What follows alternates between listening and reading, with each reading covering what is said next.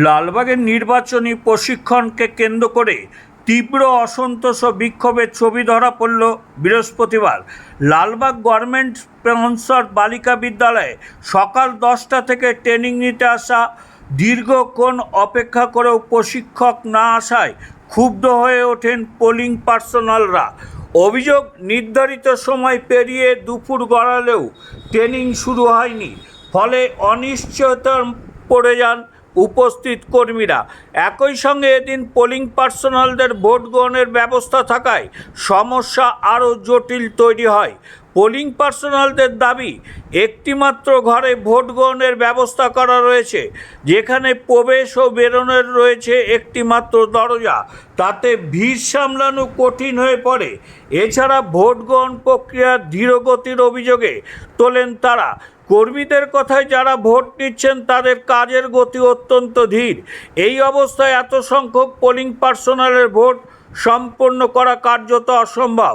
এদিন দ্বিতীয় পর্যায়ে প্রশিক্ষণে আরও কর্মীদের অংশ নেওয়ার কথা রয়েছে, ওদের ভোট দেওয়ার কথা, কিন্তু বর্তমান পরিস্থিতিটা কিভাবে সম্ভব হবে তা নিয়ে সংশয় তৈরি হয়েছে। পরিস্থিতি ক্রমেই উত্তপ্ত হয়ে উঠলে বিক্ষোভ শুরু করে পোলিং পার্সোনালরা।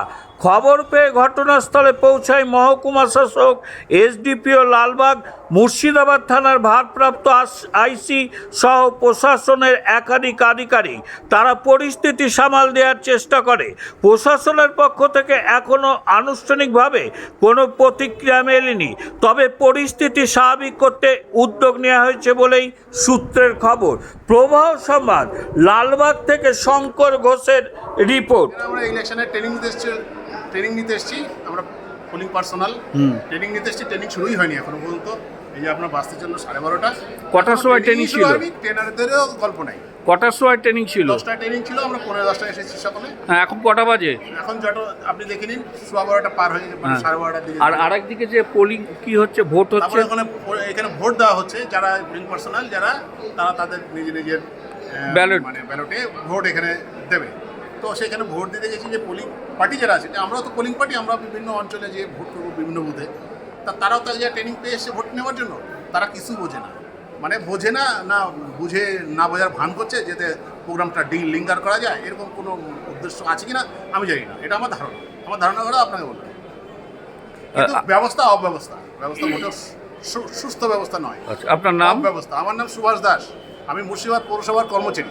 ব্যালট যেটা ইস্যু করা হচ্ছে সেটা চাইছে না যে কমিশনকে হয়তো বুঝিয়েছে এখানকার লোকাল অথরিটি, চাইছে না যে এরা ভোট দিক। কারণ আপনার বাড়িতে 500 লোককে আপনি ডেকে যদি একটা টেবিলে এটা ব্যবস্থা করেন খাবারে, তাহলে রাত 12টা বেজে যাবে, অটোমেটিক্যালি সবাই পালিয়ে যাবে। সেটা চাইছে না যে কমিশনকে ভুল বুঝিয়ে যেন ভোট না দিতে পারে তার ব্যবস্থা। কিন্তু আমরা চাইছি ভোটটা দিতে, আমরা খুব কষ্টের উপর দাঁড়িয়ে আছি, কিন্তু যা অবস্থায় রাত গড়িয়ে যাবে হয়তো ভোট। কটার থেকে আরম্ভ হয়েছিল? আমাদের 10টা থেকে ট্রেনিং, তো শেষ পর্যায়ে 1টা পর্যন্ত ট্রেনিং। আচ্ছা, ট্রেনিং এর পর ভোট? ট্রেনিং এর চলাকালীন আরেকটা দল ঢুকে যাবে, আরো একটা প্রবলেম সৃষ্টি হয়ে যাবে। আমরা এখনো আপনার ভোট দেওয়া হয়নি? না, ভোট দেওয়া হয়নি, এবং বেশিরভাগই ভোট দিতে পারিনি। আচ্ছা, 10% হয়তো পেরেছি এরকম।